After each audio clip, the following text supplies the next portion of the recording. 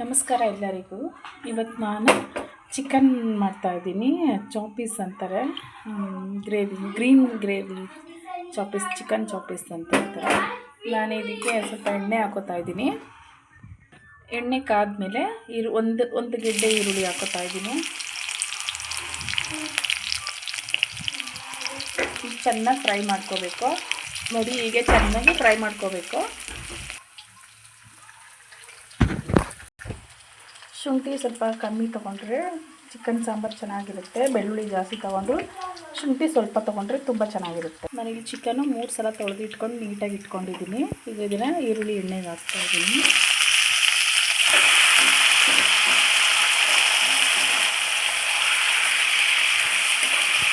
ಇದಕ್ಕೆ ಸ್ವಲ್ಪ ಉಪ್ಪು, ಅರಿಶಿನ ಹಾಕ್ಕೋತಾ ಇದ್ದೀನಿ.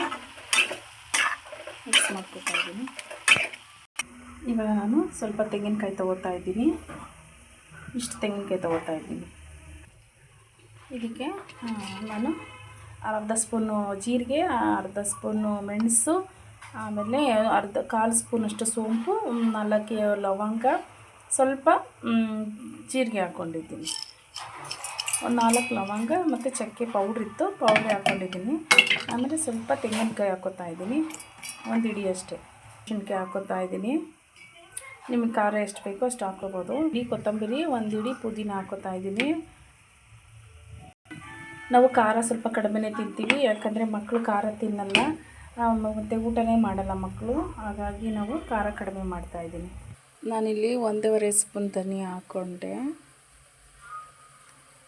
ಅಷ್ಟು ನುಣ್ಣಗೆ ರುಬ್ಕೋಬೇಕು. ರುಬ್ಕೊಂಡಿರೋದು ಹಾಕ್ತಾಯಿದ್ದೀನಿ.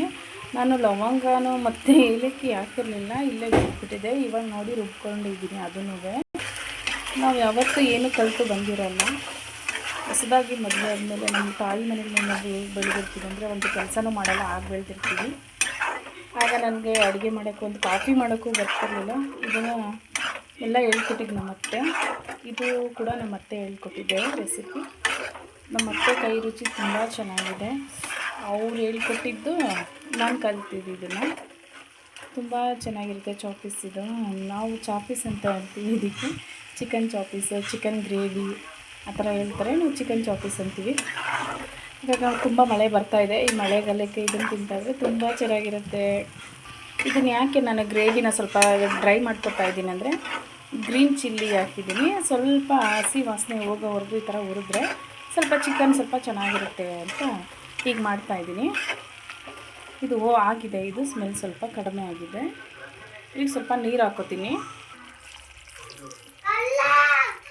ಈಗ ನೀರು ಹಾಕ್ಕೊಂಡಿದ್ದೀನಿ. ನಮಗೆ ಹೇಗೆ ಬೇಕು ಅದು ಮಾಡ್ಕೋಬೋದು. ನನಗೆ ಸ್ವಲ್ಪ ಗ್ರೇವಿ ಥರ ಬೇಕು ಅಂದ್ಬಿಟ್ಟು ನಾನು ಸ್ವಲ್ಪ ನೀರು ಹಾಕ್ಕೋತಾ ಇದ್ದೀನಿ. ಚಿಕನ್ ಚಾಪೀಸ್ ಆಗಿದೆ.